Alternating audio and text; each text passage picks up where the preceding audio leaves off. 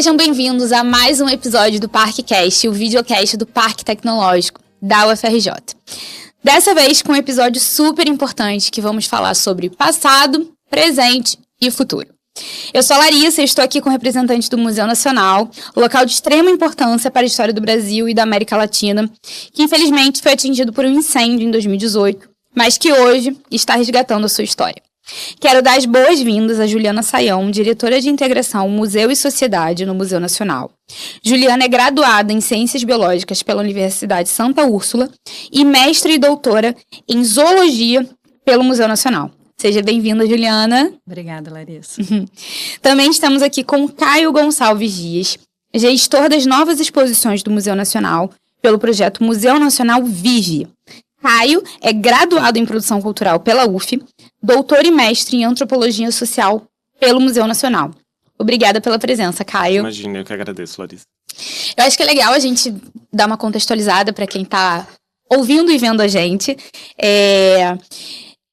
O Museu Nacional, né, eles organizaram uma visita super especial, exclusiva para comunicadores da UFRJ, estava aberta para o público geral também, né, parte do museu já reabriu, e foi nessa visita que o Caio gerenciou muito bem, apresentou muito bem pra gente tudo que está acontecendo de novo, que ele vai falar aqui pra gente hoje também, que eu tive essa ideia de convidar o Museu Nacional para o nosso ParqueCast, então eu tô bem feliz, eu tenho uma história longa aí com o Museu Nacional, e eu estou muito feliz de recebê-los aqui hoje para contar um pouquinho da história e tudo que está acontecendo agora de bonito e novo no museu, que eu acho que é muito importante que todo mundo saiba.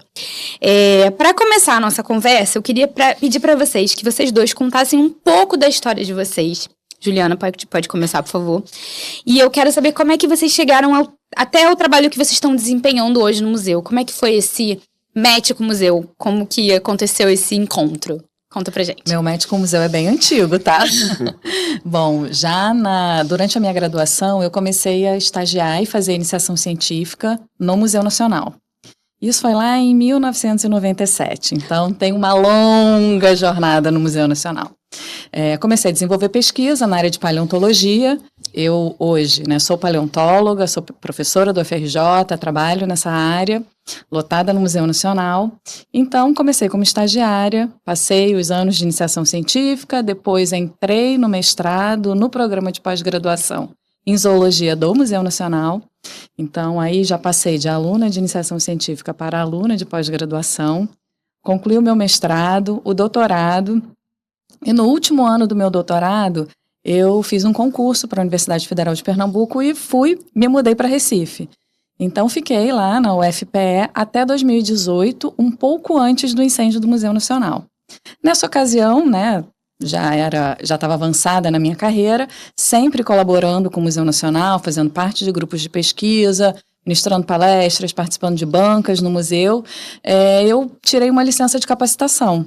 E podia ter escolhido qualquer lugar do Brasil ou do mundo e fui para o museu, que era a minha casa, o lugar que me formou, onde eu me sentia confortável e que eu achava que poderia fazer uma troca nesse momento diferente que eu estava na vida. E aí cheguei no museu para fazer minha licença e um mês depois veio o incêndio. E foi muito triste, foi algo indescritível, os sentimentos são indescritíveis, prefiro nem falar muito nisso para não me emocionar. Eu também. Porque afinal de contas foi o lugar que me formou, que me criou como cientista, que me forjou, como pesquisadora. E uma vez lá começaram a surgir uma série de demandas, além daquelas demandas normais, da instituição.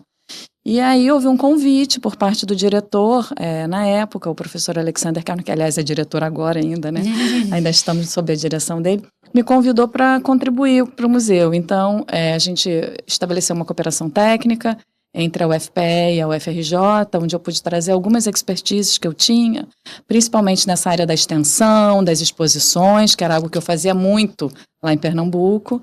E fiquei na cooperação técnica, e aí o reitor da UFRJ na época me fez o convite de pedir para uma redistribuição. Então eu vim de vez para o Museu Nacional para continuar esse trabalho que eu tinha iniciado temporariamente, agora já para o resto da vida, Então, voltei à minha casa, sou professora lá.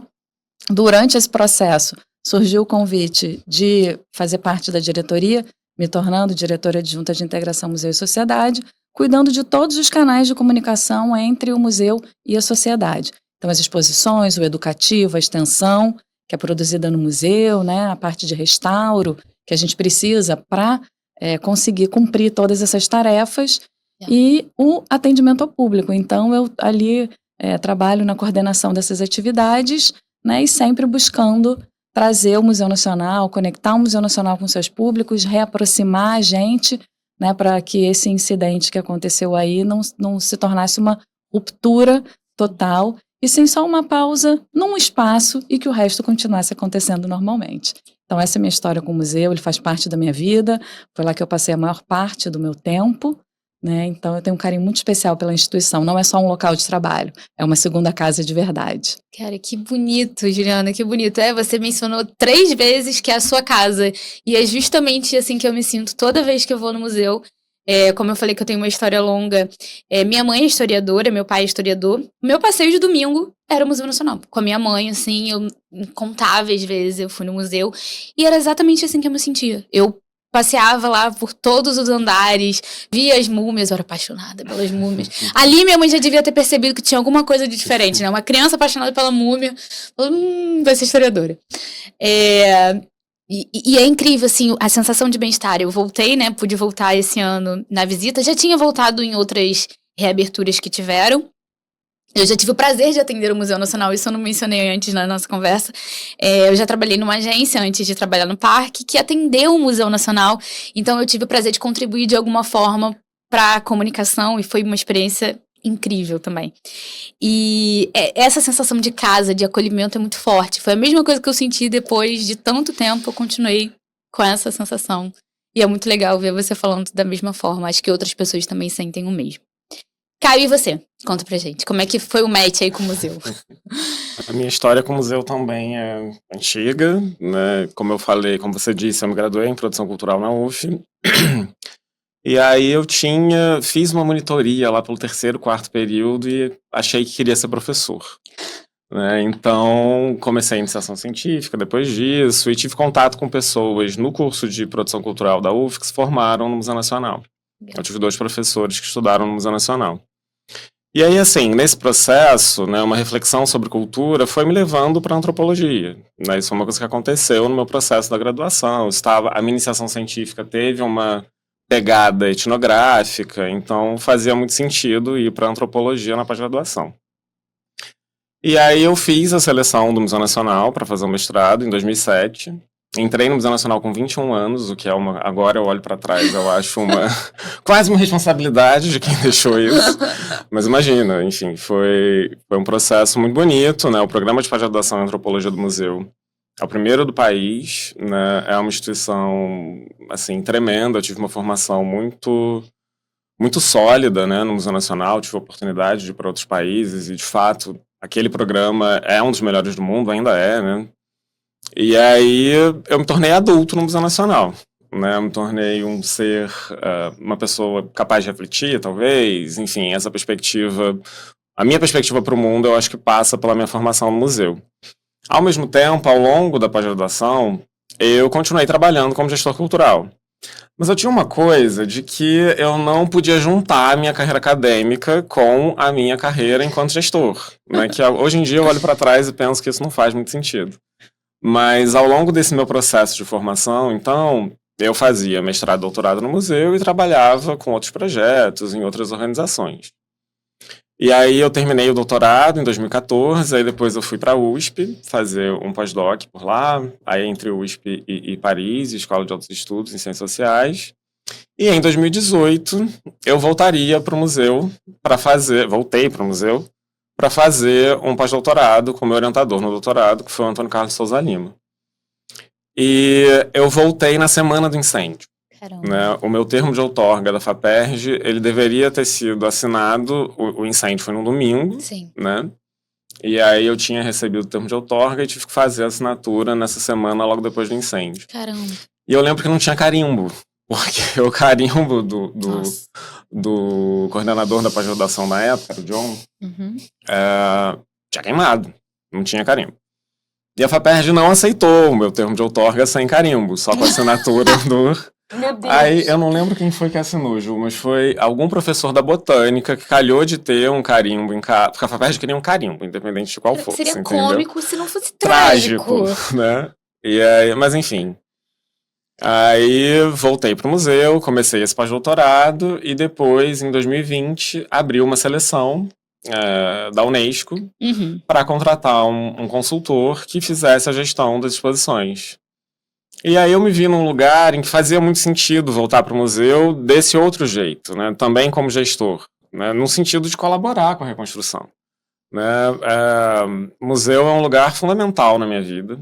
Eu me sinto muito em casa no museu também, mesmo, enfim, a gente foi vivendo o incêndio de um jeito muito difícil, né? Claro.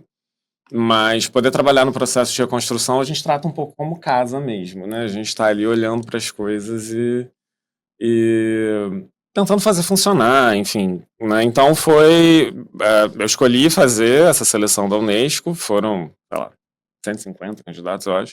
E acabei sendo escolhido porque faz muito sentido, né? Eu acho que a minha trajetória, essa relação... Já era o projeto Museu Nacional Vive. Já era o projeto Museu Nacional Vive.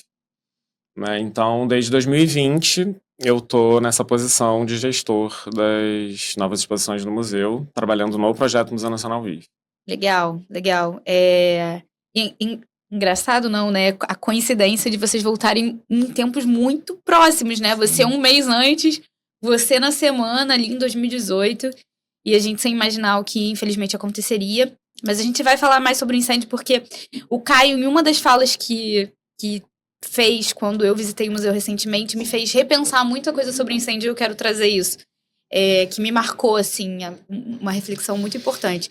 Mas conta pra gente primeiro, Caio, o que é o projeto Museu Nacional Vive, pra quem nunca ouviu falar, pra quem não conhece? Conta pra gente, que eu acho que é muito importante. Claro. O projeto Museu Nacional Vive ele é um acordo de cooperação assinado entre a UFRJ, a Unesco e o Instituto Cultural Vale. Ele define uma estrutura de governança para fazer a gestão do processo de reconstrução do Museu Nacional. Né? Ele tem 3 frentes de atuação. Primeiro, a mais óbvia, né, que é visível para todo mundo, é o Palácio de São Cristóvão. Né? Então, isso compreende todos os projetos técnicos, todo o processo de implantação desses projetos, da reconstrução física do museu, e também as exposições, né? Tanto os projetos das exposições como a implantação das exposições. Para além disso, o projeto atua na Biblioteca Central, né, que está em obras e deve ser entregue no ano que vem, e colaborou também na implantação da primeira fase do campus de pesquisa e ensino do museu. Né? Então, é um projeto que faz todo esse processo de gestão em parceria com a UFRJ, né? Tem um comitê executivo, né, do qual que é composto por essas 3 instituições, mas também pela direção do Museu Nacional. A gente tem Marcelo Araújo, que é uma pessoa da sociedade civil que faz parte do comitê executivo. Então, esse comitê, ele toma as decisões, né, do processo de reconstrução. A reconstrução do museu é um projeto super complexo, né, talvez o maior projeto cultural do Brasil, atualmente com certeza. Né, a gente está falando de 516 milhões, né, para a reconstrução. Então, são decisões complexas, né? Tem uma questão de captação de recursos. Né? Hoje a gente conta com patrocínio do Bradesco, da Vale, do BNDES, né? Que é fundamental, o apoio do BNDES, é o nosso maior financiador. Além disso, a gente tem a Cosan, o Itaú e a Eletrobras. Legal. Né? Então, o Projeto Museu Nacional Vive atua na gestão desses recursos e colabora em todos os processos, né, para a reconstrução, sempre em parceria com o museu. Né? A gente tem um trabalho muito junto. Colaborativo, exato. Legal. E é um projeto muito sério, é um projeto que eu acompanho há um tempo já, pude perceber alguns pontos que são essenciais para que as coisas caminhem, para que as coisas deem certo. É bem legal. Ju, conta pra gente os principais desafios que você já enfrentou nesse processo desde 2018, pós-incêndio, essa ruptura que você falou que poderia acontecer entre museu e sociedade. Conta pra gente os principais desafios e como você fez pra fazer as coisas darem certo. Porque é isso, toda vez que eu vou no Instagram e que eu vejo que vai reabrir, né, uma partezinha que vai... Primeiro foram só as portas, né, com Ai, eu esqueci o nome, A perdão. fachada. Com a fachada, mas com a pedra. A exposição de mineralogia. Mineralogia. De mineralogia, só a fachada. E aí foi uma galera. E aí agora a gente consegue entrar no museu. E aí vai uma galera. Então, assim, eu acho que você vai me contar os desafios, mas eu posso dizer que tá dando certo. As pessoas estão voltando, as pessoas estão frequentando. Vocês estenderam a reabertura agora, né? Acho que ficou mais um tempinho, em setembro. Conta pra mim, por favor. Bom, eu não vou dizer qual é o maior desafio, eu vou te falar qual foi a maior inspiração. Legal. Imediatamente após o incêndio, né, no dia seguinte, houve uma mobilização popular, quase que uma manifestação mesmo, Eu lembro. né, do público querendo o museu de volta, o mais rápido possível. E nessa semana, a gente recebeu uma série de cartas de alunos de uma escola em Niterói, né, de uma escola municipal. As crianças escreveram cartas porque elas queriam o museu delas de volta. Ai, eu vou chorar. Pois é, eu fico sou até canceriana, arrepiada gente. quando eu falo nessa história. E não foi só uma iniciativa igual a essa. A gente recebeu centenas de cartas de diferentes escolas de crianças que queriam o museu delas de volta. Porque, afinal de contas, o Museu Nacional tem esse diálogo muito forte com o nosso público infantil. Claro que, infanto e juvenil, né? Claro que tem temas ali de interesses mais maduros, mas, gente, criança gosta de dinossauro, gosta de bicho, gosta de meteorito, gosta de rocha, gosta de mineral, né? A gente faz coleção de concha, cata pedrinha na praia. Então, não vê aquilo. E o Museu Nacional era o espaço que trazia... E marca gerações. Marca gerações. Marca gerações, assim. Porque a criança que visita o Museu Nacional cresce e leva seus filhos para visitarem o Museu Nacional. E essa é uma marca que a gente tem quando a gente faz as pesquisas de público, né? A gente tem um público muito fiel e um público que é renovado por conta dessa fidelidade do público. E aí, de repente, a gente tinha aquele monte de carta na mão, ninguém conseguia abrir, porque a gente lia 2 frasezinhas e chorava. E desenhos e mais desenhos. E a gente não pode deixar essas crianças na mão. E era óbvio que a reconstrução daquele prédio ia demorar. Né? Então, a gente começou já imediatamente, na semana do incêndio, a traçar as estratégias de ter espaços para trazer essas pessoas que queriam tanto o museu. Tanto as que se juntaram na frente, quanto aquelas que mandaram cartas, mandaram e-mails. A gente tinha um canal, na época ainda tem, que chamava Fala com o Diretor. Né? Então, a gente recebia e-mails, milhares de e-mails de pessoas trazendo depoimentos, mandando fotos delas com seus filhos quando eram crianças, enfim, né, no museu. E a gente precisava, claro que um grande desafio era conseguir os recursos, né, era pensar como a gente ia trazer esse espaço de volta, mas principalmente criar as novas pontes de conexão com essas pessoas que tinham essa afetividade pelo Museu Nacional. E aí, bom, primeiro a gente fez, na Quinta da Boa Vista, começou um projeto do nosso educativo chamado Diálogos com o Público. E aí o pessoal do educativo ia para frente do museu e conversava com as pessoas que apareciam, que queriam saber sobre o museu, entender o que aconteceu. E aí a gente tinha um projeto que o museu recebia as escolas lá. E aí criou-se um financiamento coletivo do projeto Museu Nacional Vive nas Escolas. Então, ao invés das escolas virem para o museu, o nosso educativo criou todo um calendário para que ele fosse até as escolas, levando acervos, desenvolvendo atividades. Então, aí a gente já começou de uma forma muito tímida ainda, porque a equipe não é muito grande, né, a manter esse laço, principalmente com o público escolar.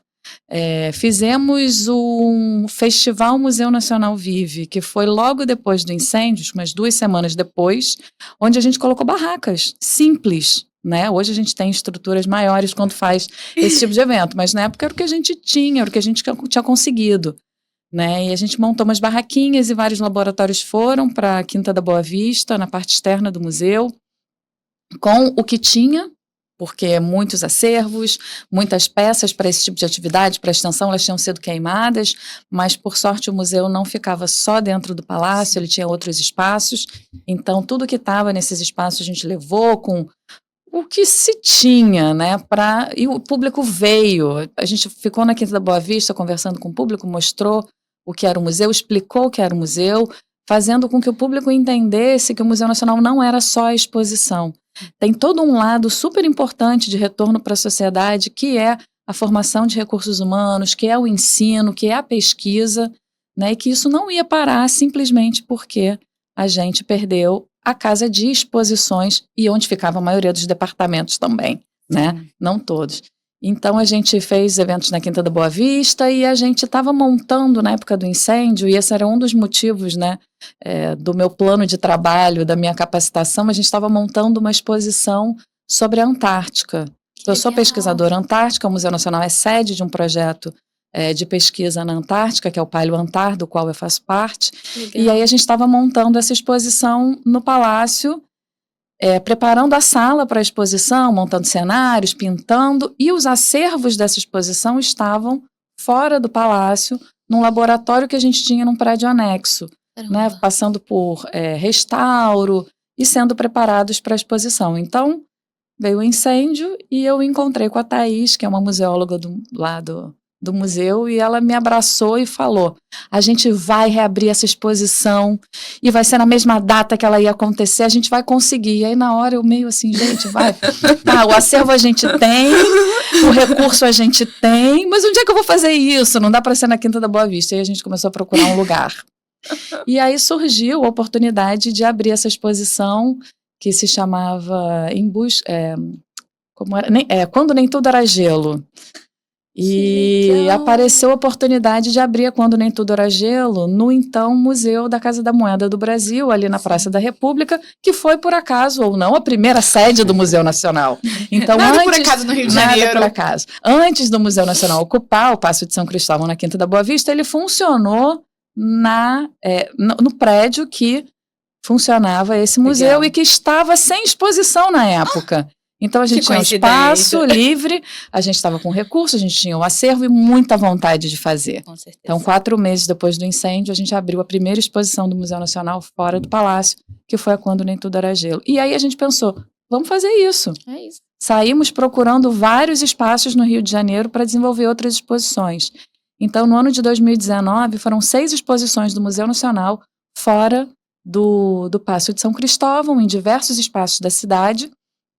E a gente continuou essa prática até a pandemia. Ocupamos o Parque Madureira. Eu ia mencionar isso, que quando eu atendi vocês, na época, eu tive o prazer de divulgar isso, que vocês estavam no Parque Madureira, que as crianças poderiam visitar, que as crianças poderiam ver de perto. Falei, cara, que ideia incrível. Então a gente saiu buscando, né, locais alternativos para manter essa conexão, porque a gente tinha que atender a cartinha das crianças. Não, e você mencionou uma coisa assim, vocês, para mim, vocês e várias outras pessoas, mas vocês agora aqui, são a prova viva do que o Museu Nacional é capaz de formar. O Caio falou assim, ele me formou, eu virei adulto no Museu Nacional. O Museu Nacional formou vocês não só como intelectuais, pesquisadores, formou vocês como pessoa, me formou como pessoa. De poder ver aquelas exposições, de aprender com cada sala. Porque é isso, assim, quem ainda não teve a oportunidade, que vai ter oportunidade no futuro quando reabrir totalmente, ou quando for reabrindo aos poucos, e visitando, é uma diversidade muito grande. Tinha exposição de tudo. Tinha múmia, tinha borboleta, tinha todos os tipos de inseto. Eu confesso que os insetos não me agradavam muito, não. Mas tem gente que vai só pra isso. Tem gente que vai só pra isso, assim. Eu amava as múmias, eu ficava horas nas múmias, eu ficava, assim. Mas tem gente que vai só pra isso. E eram andares, eram salas, assim. Você ficava o dia inteiro ali e você não conseguia ver tudo. Sim. Eu tive o privilégio de tirar minhas fotos de formatura no museu. Na minha formatura, sou formada em História e Jornalismo, senão vou começar a perguntar, gente, mas o que essa historiadora doida tá fazendo ali sendo jornalista? Sou formada em História e eu tive o prazer de tirar as fotos no museu. A minha foto principal é na Sala do Imperador, onde tinha o trono, enfim. E também tirei foto nos jardins internos, que eu nunca tinha reparado quando era criança. Então, é isso, teve presente em vários momentos da minha vida, como teve na de vocês, e vai estar na das crianças também, porque quando houve um incêndio, eu lembro do domingo, eu lembro das cenas, eu fiquei ligada na Globo News o dia inteiro acompanhando. O que mais me chocou foi, cara, uma geração, na época, né, pensando isso, como você tá me provando que não é isso que aconteceu. eu fiquei pensando, cara, uma geração vai perder o que foi, o que é o museu. Não, o museu é muito além. Você tá provando aqui pra gente que é isso, o museu tá muito além dos muros, né? Vocês romperam todas as barreiras. E o nome é muito bonito, eu acho, Museu Nacional Vive, né? Não é continua vivo, não é está vivo, não, ele vive. E ele vai viver pra sempre, assim, né? Então, muito legal, assim, quando você falou das cartas das crianças, eu me emocionei de verdade. Pegando só um gancho no que você falou, Larissa, pra gente é muito importante destacar que o Museu Nacional, ele é um lugar de transformação, ele continua sendo. Então o visitante entra lá para ver uma baleia, um golfinho, e ele sai entendendo que aquilo é um cetáceo. Né? Então, para além do que se ensina na sala de aula, ali é um espaço que você transforma, né? O conhecimento, o olhar das pessoas para o mundo. Sim. Né? Então, isso não podia parar. Isso é um gancho muito importante para o que eu ia mencionar que o Caio falou no dia que a gente visitou. Porque, assim, né, acompanhando de fora, não tô tão dentro das reformas e tudo mais, eu achei que o incêndio era um capítulo que vocês iam querer não apagar, porque eu sabia que apagar não era possível, mas que é um capítulo que vocês não iam querer ficar lembrando, assim, né? Cara... É impossível.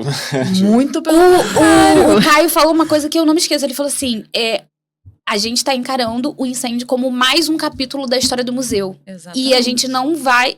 E aí, conta pra gente, Caio, as coisas que tem novas sobre isso. Eu acho que a gente já teve tempo de refletir bastante sobre o incêndio, ainda falta muita reflexão, muita elaboração pessoal, psicológica, enfim, né? De fato é uma coisa que marca a trajetória de todo mundo que estava lá, mas marca também a trajetória institucional. Né? Eu acho que a gente precisa fazer uma reflexão sobre como que um incêndio no primeiro museu do Brasil, na primeira instituição científica do Brasil, é possível. Né? Então, trazer a questão do incêndio para a experiência do visitante quando o museu for reaberto é uma atitude que ajuda no processo de educação patrimonial, né? Das pessoas entenderem que cuidar do Museu Nacional é uma tarefa de todos os cidadãos. Né? Então, é claro que a gente tem um projeto de arquitetura muito bonito, que já está divulgado, né? Enfim. O prédio vai ficar excepcional, né? Mas tem alguns lugares em que o incêndio aparece, né? Então tem algumas salas do museu em que as alvenarias vão ser mantidas expostas, né? A gente tem as vigas retorcidas, né? Na sala que era o auditório, né? Onde começou o incêndio, e o projeto de arquitetura escolheu manter essas vigas, né? Esse vai ser um grande espaço de memória, né? Em que a gente convide o visitante a refletir um pouco sobre o incêndio, mas sobre o patrimônio no Brasil, né? O lugar que o Museu Nacional tem nesse campo do patrimônio. Né? Então, é uma coisa que, na verdade, é mais uma camada de aprendizado. Né? Então, apagar o incêndio, tirar o incêndio da trajetória, não é o que vai fazer com que não haja novos acidentes desse tipo. Né? Então, o incêndio ele é uma presença no processo de reconstruir o Museu Nacional. Né? E eu sempre falo isso, assim, o museu tem mais de 200 anos, né? O museu foi na Casa da Moeda, em 1892 vai para o Paço de São Cristóvão. O museu era independente, depois o museu foi anexado ao FRJ em 46. Então, assim, o museu tem uma trajetória institucional muito complexa, com muitas fases, com muitos momentos, né? E a gente vai entendendo que o Museu Nacional não é um prédio. Né? Essa perspectiva de mundo que a gente estava te contando aqui, que a gente construiu passando pelo museu, é isso que é o Museu Nacional. Né? Então, esses momentos de inflexão servem para a gente repensar o museu, mas para garantir essa continuidade no momento que a gente está vivendo. Né? O museu só perdurou porque teve essa habilidade. Né, ao longo da sua trajetória institucional. Então, o incêndio é um momento fundamental, né, é uma marca indelével que vai ficar na trajetória do museu para sempre, mas que a gente tem que elaborar a partir dela, né, até para que isso não aconteça de novo. Né. Eu acho que isso é uma tarefa também nossa, né, das pessoas que estão no projeto, que estão nesse processo de reconstrução. Né. A gente não quer que outras instituições peguem fogo, a gente não quer que o patrimônio brasileiro seja tratado com descaso. A gente quer que haja o cuidado necessário para que essas instituições, não só o Museu Nacional e tantas outras aí no Brasil como um todo, que possam ter um funcionamento adequado, que possam cumprir a sua função. Né? E isso demanda recursos, demanda cuidado, demanda pessoal. né, e demanda um entendimento da população de que o Museu Nacional é um bem público, né, de que o Museu Nacional é de todo mundo, né. O Museu Nacional é fundamental na história republicana do país, né, a primeira Constituição republicana foi escrita no Museu Nacional, a primeira Constituinte foi no Museu Nacional, e eu acho que é um pouco isso que a gente precisa trazer. Eu acho que esse é um dos pontos que a gente quer que o nosso visitante entenda, né, de que cuidar do museu é uma tarefa de todo mundo, né, um pouco por aí. Incrível, incrível. E quando visitei e eu vi, né, assim, as marcas do incêndio e a reconstrução ao mesmo tempo, assim, é algo muito marcante. É algo que eu acredito que vai marcar outras pessoas da mesma forma. E é importante exatamente isso que você falou, da memória, né? A gente estuda em história, né? A memória, o esquecimento. E é importante que a gente não esqueça, para que não aconteça novamente, nem com o Museu Nacional, nem com outros. Isso. Eu acho que é um ponto, assim, sensacional. E agora, trazendo o papo aqui mais para tecnologia. Vamos lá, me contem curiosidades, fofocas. De que forma a tecnologia tem apoiado vocês nesse processo de restauração, assim? Na digitalização, modelagem 3D, identificação de materiais. Contem pra gente. Quando eu visitei, eu achei uma coisa muito legal que tem a ver com tecnologia, mas tem a ver com memória também. Foi o fotógrafo que tem acompanhado, né, esse processo de reconstrução e tem tirado fotos lindas, assim, lindas, mas fotos sensíveis.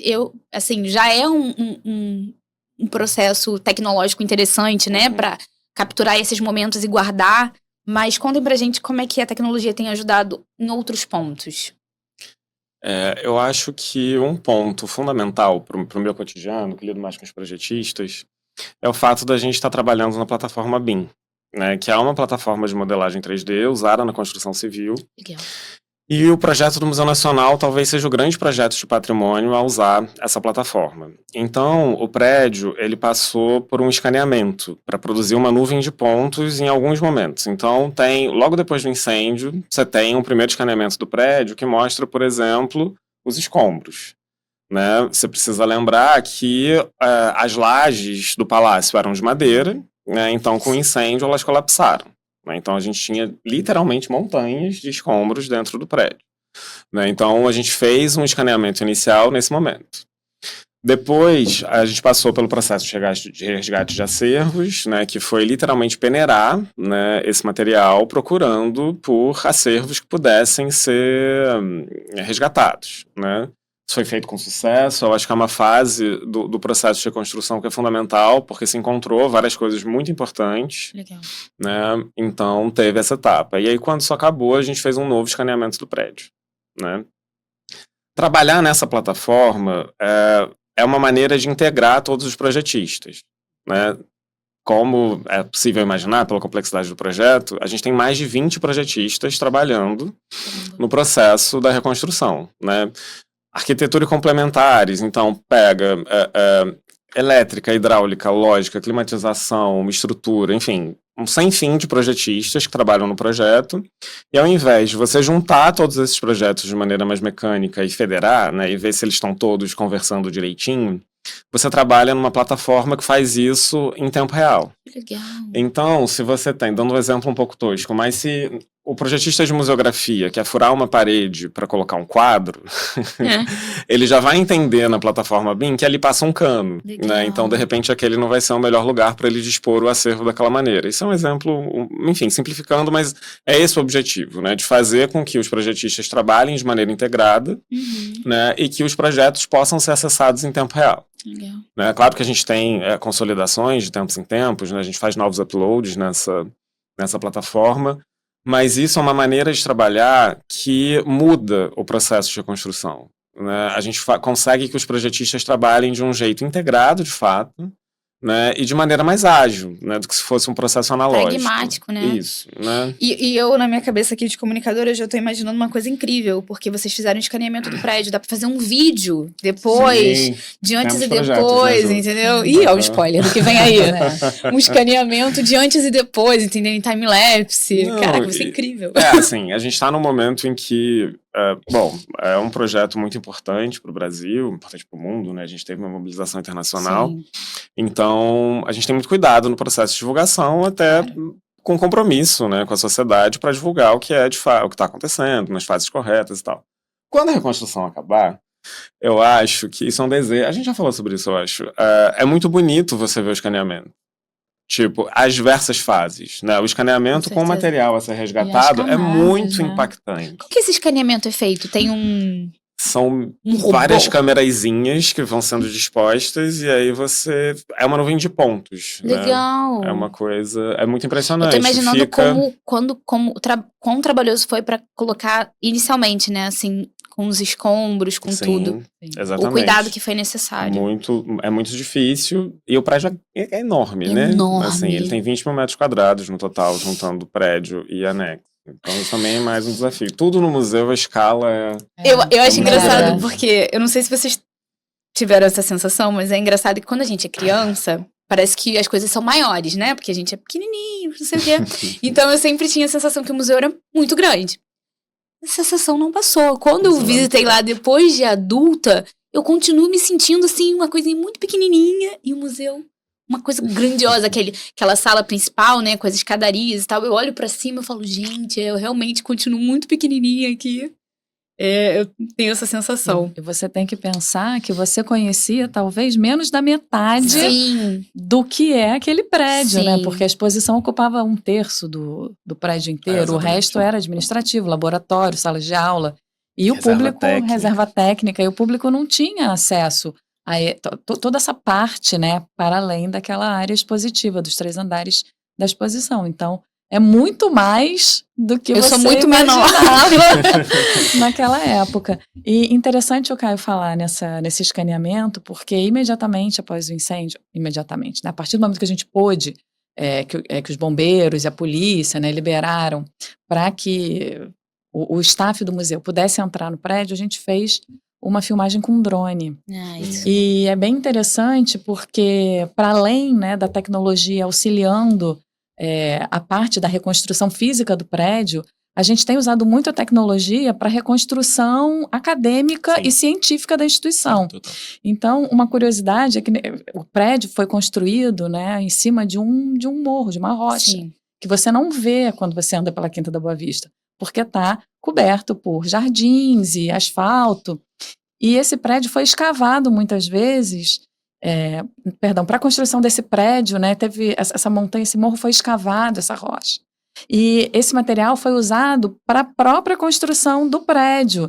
Então, com o incêndio e a gente perdendo as camadas de reboco, de tinta, né, que cobriam essa estrutura, e a partir desse escaneamento e do voo desse drone, a gente pôde entender a origem de vários materiais que foram usados para a construção do museu. Isso gerou uma pesquisa de uma professora na área de rochas, né, do museu.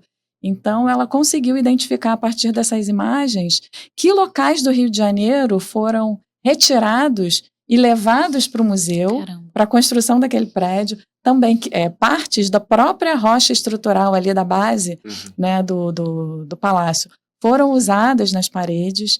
Né, a gente conseguiu, através de recursos que vieram de fontes que a gente não conseguiria normalmente, equipamentos para o museu, como microtomógrafo, microscópio eletrônico de varredura, uma série de equipamentos de ponta que são usados hoje na pesquisa científica que é desenvolvida no museu. Então a gente saltou assim, quilômetros, né, no tipo de trabalho que era desenvolvido pelo Museu Nacional, que já era uma pesquisa de ponta, mas que não contava com alguns recursos, que precisava de parcerias de outras instituições nacionais e até internacionais para desenvolver determinados trabalhos, e isso passou a ser atividade corriqueira da ciência desenvolvida no museu. Então, eu posso falar pela minha área, que é a paleontologia, a gente ficava lá, né, preparando fósseis, tirando a rocha que envolve o ossinho do dinossauro, às vezes levava anos para fazer isso no processo tradicional. Hoje a gente pega aquele bloco de rocha que a gente nem está vendo o que tem dentro, coloca no microtomógrafo, já sabe quais são os ossos, descreve, porque você, a partir de uma imagem em 3D, você imprime os ossos que estão dentro da rocha, isso em semanas. Caramba! Né? E você descreve um dinossauro novo sem estar vendo ele ali, ele está dentro da rocha. E isso só é possível graças à tecnologia e graças aos equipamentos que puderam ser adquiridos né, a partir do processo de reconstrução, não só física, como o Caio está falando, do prédio, mas também da reconstrução acadêmica da instituição.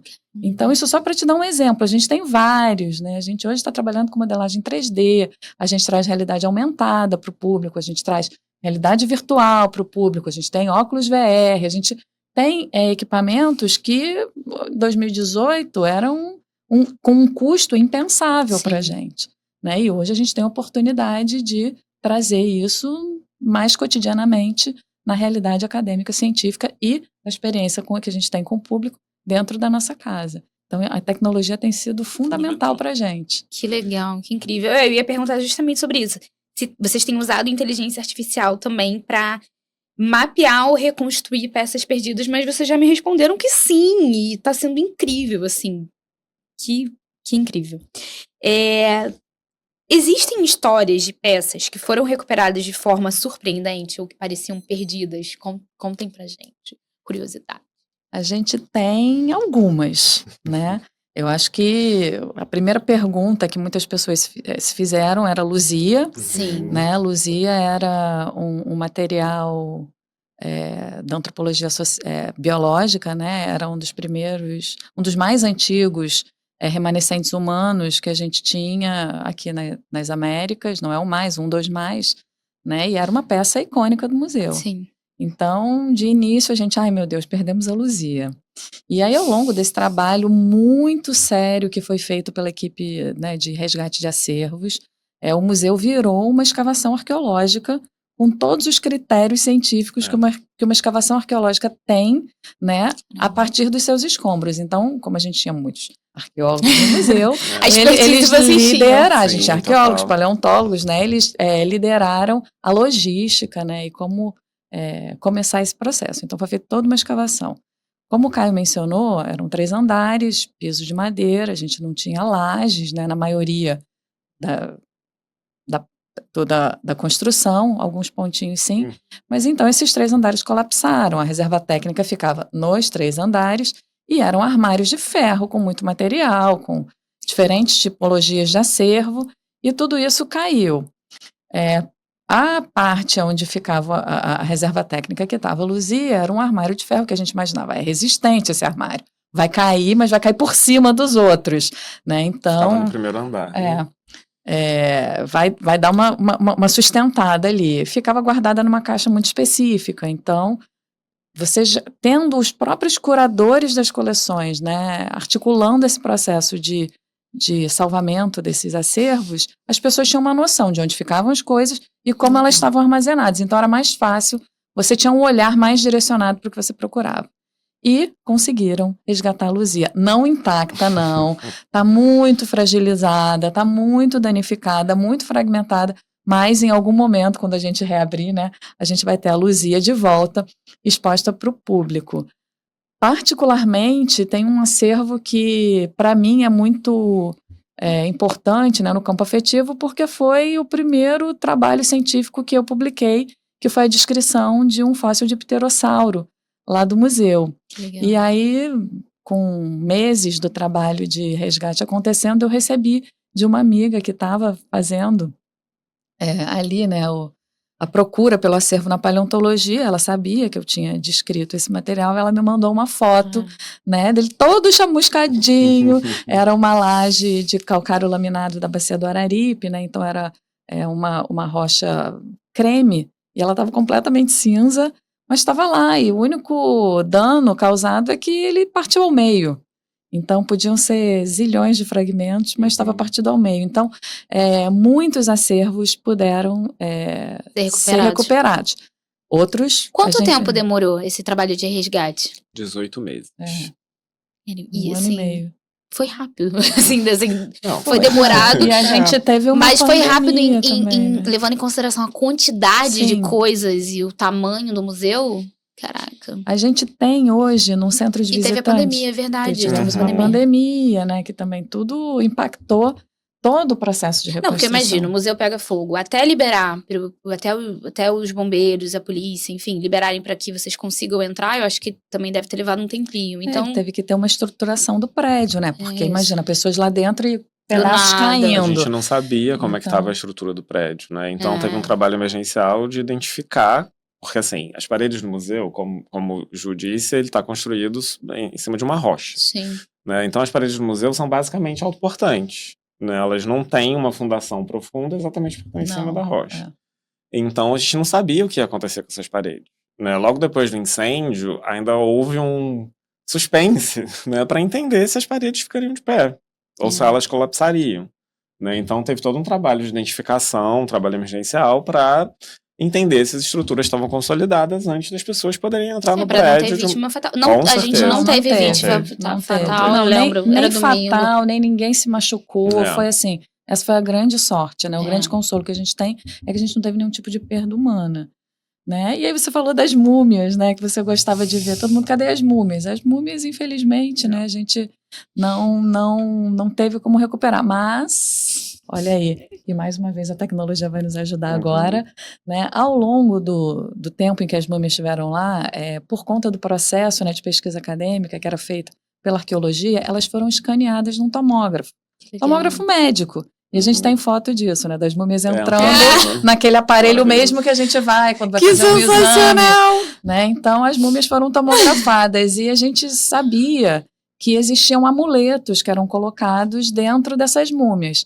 A gente tinha a imagem nas tomografias, mas ninguém nunca tinha visto esses amuletos, porque não faz sentido você abrir uma múmia, né? Como é que você vai abrir a múmia, gente? Não tem como, sarcófago. E aí estava ali, né, preso junto daquele processo todo. E aí se sabia da existência desses amuletos. Então, durante o processo de resgate, as pessoas sabiam que tinham que procurar os amuletos, porque muitos desses amuletos eram forjados em pedra. Então, havia uma chance grande de que eles sobrevivessem àquelas temperaturas. Acharam os amuletos? Acharam os amuletos puderam ser vistos pela primeira vez na história. Não só acharam, como agora a tecnologia ajudando de novo, esses amuletos foram escaneados e a gente tem impressão 3D desses amuletos nas cinzas do Museu Nacional. Eu vou chorar. E um desses amuletos pode ser visto hoje numa exposição que a gente tem dentro do campus do museu, do campus de ensino e pesquisa. A gente tem um centro de visitantes para receber as escolas e um dos módulos, que é o módulo do Egito, traz lá o amuleto do escaravelho coração. Eu vou lá amanhã. Impresso nas cinzas do Museu Nacional. Olha só que maravilhoso. Né? Então a gente tem, claro, essa perspectiva da perda, né? Tudo que não é recuperável, mas a gente olha... A gente nunca ia acessar esses amuletos. Jamais. A gente tem esse outro olhar agora de ver o copo meio cheio e trazer outras... Sim. E o acervo de egiptologia do museu ainda é um dos mais importantes da América Latina. Sim. Incrível, gente. Mesmo incrível. com as perdas, a gente ainda tem um acervo incrível. Incrível. Acho que eu fui muito influenciada pela minha mãe, mas minha mãe sempre foi apaixonada pelo Egito. Então, acho que Dona Ana já me levava diretamente lá nas múmias, a gente perdia um tempo lá. Perdia não, ganhava muito tempo. A gente ficava lá, ficava assim, olhando as múmias. Caramba, que incrível, eu não sabia disso. Que incrível e tal. Cara, eu fiz inúmeras aqui perguntas, assim, só que a gente tá conversando, o papo tá tão gostoso e a gente tá falando tanta coisa que vocês responderam já várias perguntas. Mas tem uma boa. De que forma a união entre tradição e inovação se torna um exemplo para outros museus do Brasil e do mundo? Bom, falando do processo de reconstrução, eu acho que o incêndio é uma grande tragédia da cultura nacional, uma perda assim irreparável para o mundo e tal. Mas há também uma oportunidade de fazer o museu de outro modo.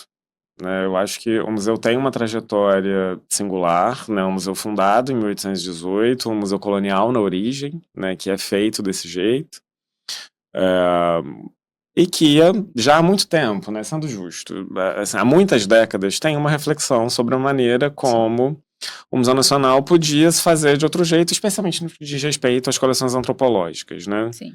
De tentar, em alguma medida, mudar um paradigma, né, em que as populações originárias eram representadas, né, para chegar num paradigma de autoria, né, de que essas populações, elas pensam, elas refletem, elas são as autoras da maneira como elas vão aparecer nas exposições, né? Então, assim, eu acho que isso é uma perspectiva para a tradição que é importante, né, porque a gente precisa entender cultura como algo vivo, né, dinâmico, em que a gente tem questões, tem raízes, tem questões que estão colocadas no tempo, né, que se forjam ao longo do tempo, mas a maneira como a gente trabalha com a cultura também vai se transformando ao longo do tempo. Né? Então, eu acho que uma das grandes questões no pós-incêndio, nesse processo de reconstrução, de pensar as exposições, é pensar como que a gente faz exposições que ajudem a produzir uma reflexão crítica, especialmente sobre a relação com povos originários, populações indígenas, afro-brasileiras, quilombolas, ribeirinhos. Né? Então, eu acho que esse é um ponto importante, né? Que o incêndio faz com que a perspectiva de ter que reconstruir, de ter que refazer as exposições do zero, faz com que isso permeie todo o processo expositivo. Né? O que antes estava colocado quando você tinha que rever uma sala ou outra e tal, né? Isso acaba que permeia todo o processo da exposição. Mas, ao mesmo tempo, a gente só consegue construir essa perspectiva, que tem sido chamada de decolonial, né? Quando você olha para a história. Né? Então, assim, é um jogo entre o que está sendo produzido atualmente na relação que você pode ter entre essas populações e o Museu Nacional, mas também do que foi feito ao longo do tempo. Sim. Né? Não à toa, a gente tem um circuito História Sem Sociedade, né? Um dos circuitos expositivos do prédio, que tem por objetivo tratar da história do Palácio São Cristóvão, por um lado, da história do Museu Nacional, por outro, e da história da ciência. Né? Durante muito tempo, especialmente no século XIX, coincidia. Né? Se pensar a história da ciência no Brasil, era falar da história do Museu Nacional. Né? Tinha outras instituições importantes, né, no século XIX, a Faculdade de Medicina da Bahia, o Jardim Botânico, enfim. Mas o Museu Nacional tinha essa centralidade importante. Então, como que você lida com a história do museu, pensando a importância que ele teve para a construção de processos que nem sempre são... Enfim, tipo, se você pensa no século XIX, a produção de pesquisa sobre raças no Museu Nacional. Né, isso ajudou a basear práticas que a gente olha hoje de maneira... com repúdio. Sim. Mas, ao mesmo tempo, isso está na trajetória e isso precisa ser pensado. Né? Então, e também, contemporaneamente, o Museu Nacional tem, e ao longo do século XX, tem protagonismo em processos que são fundamentais para o Brasil ter processos mais democráticos. A gente tem a participação da Berta Lutz, por exemplo, na luta pelo voto feminino. Sim. A gente tem o próprio Roquete Pinto, né, e a maneira como você tem uma inflexão na reflexão sobre raça. Isso é a condição de possibilidade para você chegar nas reflexões contemporâneas sobre racismo, né, como algo que a gente precisa combater. Então, é isso, assim, como que a gente está nesse processo de reconstruir um museu com uma perspectiva crítica, né, sem perder de vista a história do museu, mas pensando num futuro que seja de um Brasil plural, mais democrático, em que a gente entenda a nossa história para pensar como que o Brasil pode ser diferente. Livre de preconceitos. Né, livre de preconceitos. Então, assim, eu acho que tem esse jogo com a tradição que a gente não quer apagar as coisas. Sim. Né? Acho que da mesma forma como contextualizar, né? Isso. Né? Então, sem é uma ser anacrônico, né? Isso, exatamente. Sem ser anacrônico, né? Não vamos, enfim... Mas não precisa perpetuar tudo que sempre foi do jeito que foi, gente. É isso, a cultura é dinâmica. Isso, eu acho que essa questão do dinamismo é fundamental. Né? E exatamente porque a cultura é dinâmica, a gente tem a oportunidade de reconstruir um museu trazendo algumas perspectivas que não seriam possíveis há 50 anos atrás. Né? Como se você compara o início do século XIX com o final do século XIX, era muito diferente. Exatamente. Né? Então, assim, eu acho que, pensando nessa relação com a tradição, eu diria que esse é um ponto muito importante. Né? E é uma oportunidade que vem da tragédia. Né? Entre outras questões que foram colocadas, tipo essa questão da pesquisa científica, né? De como ela evolui, de como você produz condições, mesmo com a tragédia, você produz condições para fazer de outro jeito. Então, eu acho que é um pouco nesse sentido, né, esse debate com a tradição. E mesmo com a tragédia, eu achei interessante como fizeram do limão à limonada, né? Que com a tragédia ela foi pesquisar de onde veio o material para construir. Gente, cara, quando que é realmente a pessoa que está imersa naquele ambiente, vivendo aquilo e transformando, enfim, a tragédia em algo bom, entre aspas, né? Se é possível falar isso. E contem pra mim novidades, o que vem por aí, o que vocês possam falar para 2026, vamos dizer assim, o que vem em 2026? Que a gente pode esperar de possíveis reaberturas, né? E quando é que abre oficialmente, de novo, tudo. Eu sei que o Caio naquele dia na visita explicou um ponto que é muito importante, né, que é financiamento, que é dinheiro. Vivemos num mundo capitalista, onde nós precisamos de dinheiro para sobreviver e para investir nesse processo de reconstrução que eu tenho certeza que não é barato. que envolve muita tecnologia, como vocês mesmos disseram, muita inovação, com certeza, mas que não é um processo barato. Mas o que vem por aí? Me conta, Ju. Bom, a gente teve esse ano, né, a experiência entre gigantes. Em 2025. Em 2025, esse ano, em 2025, a gente teve a experiência entre gigantes, onde a gente abriu, né, 3 salas para o público, com alguns acervos que já estão no lugar que ficarão, como o Meteorito Bendegó, na entrada do museu, o Cachalote, em cima da escadaria monumental, né, esses acervos já estão localizados e posicionados, né? Definitivamente. Definitivamente é muito forte, muito forte, também. né? Já que a gente fala de uma instituição em movimento, em transição, né? Acompanhando o que acontece. Mas assim, a longo prazo, vamos dizer assim, a longo prazo. Né? Essa experiência, ela encerrou no final de setembro, para que a gente pudesse dar continuidade, né, às obras de restauro. Quem teve a oportunidade de visitar, como você mesma disse, né, viu partes na mesma sala restauradas e outras ainda, né, da forma como elas ficaram após o incêndio. Então, a gente precisa fazer com que tudo esteja restaurado, tudo aquilo que vai ser restaurado, né, Caio? Vão ter vários momentos em que a gente vai manter a memória, né, de como o prédio ficou após o incêndio.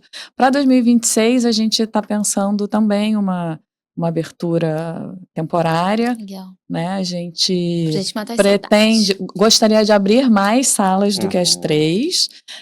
Esses acervos que estão já posicionados, como ficarão para a abertura definitiva, eles vão aparecer de novo, e a gente pretende trazer outros. Né? A gente fez uma campanha forte de recomposição dos acervos, a gente tem a campanha Recompõe, onde a gente recebeu doações de diferentes países, de povos, culturas, grupos, pessoas particulares que tinham coleções, né, e também foram, ao longo, né, desse tempo, foram sendo feitos trabalhos de campo pelos pesquisadores para a recomposição dos acervos do museu. Então, a gente tem muito material para mostrar, né, a gente ainda tem que ver a narrativa, a gente está trabalhando nisso ainda é surpresa. Construindo a narrativa do que vem, vamos deixar aí na expectativa. A gente tinha uma vontade, que não sabe ainda se vai conseguir se concretizar, né, de abrir alguns jardins, né, que nunca foram abertos ao público. Então, você falou que não lembrava, né, quando visitava dos jardins, quando foi agora viu que eles existem, você não lembrava porque eles não estavam expostos, então não era uma falta de memória, era uma falta de acesso, né, e agora nessa abertura definitiva do museu, a gente vai trazer o palácio todo como experiência para o público, não só o prédio em si, mas também todos os jardins que ele tem internamente e no seu, nas áreas adjacentes, né? Então a gente tem essa vontade de talvez trazer alguns jardins, mas tudo vai depender do planejamento da obra, tudo vai depender do dinheiro, né, do financiamento, e a gente vai manter os eventos na Quinta da Boa Vista. Então a gente tem 2 eventos por ano, né? A gente tem no aniversário do museu em junho ou finalzinho de maio, depende da data, né, o domingo mais próximo do dia do aniversário do museu, a gente tem o aniversário em si, e a gente tem uma outra data que marca a reconstrução, que é em setembro, que é um domingo próximo do 2 de setembro. Esse ano foi em agosto, para não cair no feriado do 7 de setembro, né? Então varia ali, final de agosto, início de setembro, a gente tem o Festival Museu Nacional Vive. Então essas datas são divulgadas nas nossas redes, os eventos, as aberturas, as atividades abertas ao público são divulgadas nas nossas redes, né, para que todo mundo possa conhecer. A gente divulga na mídia quando dá. A gente tem já funcionando o Centro de Visitantes desde o ano passado. É um local onde as escolas ou grupos podem fazer agendamento de visitas, são visitas mediadas. Esse local fica no nosso campus de pesquisa e ensino, que é em São Cristóvão, próximo à Quinta da Boa Vista. Então esse é um espaço que está aberto permanentemente, né? Ele funciona de segunda a sexta, um horário para visitação de manhã. Qual é o canal de contato, Ju? agendamento.nap@mn.ufrj.br. Legal. Então, mandando um e-mail para lá, você manifesta à vontade, e aí começa o diálogo com as datas possíveis, horários, para que isso seja feito. São visitas de até 40 pessoas. Legal. Né? Então, é mais ou menos o tamanho de um ônibus escolar. Então, se a escola tem mais de uma turma que quer levar ao mesmo tempo, a gente organiza, né, faz um escalonamento, com outras atividades. Basicamente, a gente tem isso pensado para o ano que vem, mas a gente é muito criativo, né, Caio? Vocês são ótimos. Volta e meia, a gente inventa alguma outra coisa Surge pra... do nada. Do nada, vem uma oportunidade, alguém chama, colocam ali, plantam uma sementinha, a gente gosta muito, né? Então a gente vai A atrás gente e tem tenta... pouco trabalho, né? Não é? Vocês quase não Então, fazem assim, nada. Não, mas a gente gosta muito, né, de montar essa conexão Deve com ser com pouco o trabalho público. reconstruir um museu assim, do tamanho É. do... Não é quase nada. Não só reconstruir o museu, mas Manter manter as outras as atividades atividades, né? todas que estão para além da reconstrução, Manter ele né? vivo. Manter ele vivo, continuar desenvolvendo a pesquisa, continuar recebendo o público, continuar formando os alunos, mantendo as pós-graduações. Então, assim, é muito trabalho no Museu Nacional. A gente ganhou um extra com a reconstrução e mais extras fazendo esses eventos que a gente inventa. Né? Mas a nossa parceria é boa, então a gente sabe. Dá certo. Né? Dá certo, se liga de madrugada, no É, final de semana, trabalha lê muito aquele no final texto de para mim semana. rapidinho, 10h30 da noite, aí você, vamos lá. Né? Então, mas a gente. São esses os planejamentos, mas pode ser que apareçam outras coisas. Legal, legal. Como é que vocês definiriam esse novo momento em uma palavra? Difícil. Pegadinha no final pra vocês. Como é que vocês. Alguma palavra que vem na cabeça de vocês pra esse novo momento? Força. Eu ia falar resiliência. Eu acho que combina, né? Eu acho que as duas são bem importantes, assim. Eu acho que combinam e eu acho que traduzem muito do que foi da nossa conversa hoje, do que vocês têm construído desde 2018 e desde 2018 não, desde 97 que você 97. falou. E você falou 2007. Exatamente. 2007. Olha, Caio, Ju, foi um prazer receber vocês aqui. Tô muito grata pelo convite, agradeço novamente. Acho que foi muito interessante trazer uma perspectiva que parecia ser super diferente, né? A gente pensa em museu, em algo do passado, não. O museu é passado, presente, futuro. E foi interessante demais saber como vocês estão usando a tecnologia e a inovação a favor, né, da reconstrução. Eu estou muito ansiosa para as futuras reaberturas, para eu poder visitar e para que pessoas que ainda não tiveram oportunidade possam ir. Então fica o convite, gente, visitem o Museu Nacional. E espero que a gente se encontre em outras oportunidades, em outros momentos, que vocês tragam novidades de como tudo está acontecendo da melhor maneira possível. Muito obrigada. Maravilha, a gente que agradece. Foi um prazer. Obrigada. Prazer enorme estar aqui e falar do Museu Nacional, que é que a gente mais gosta, né? Obrigada, gente. Valeu.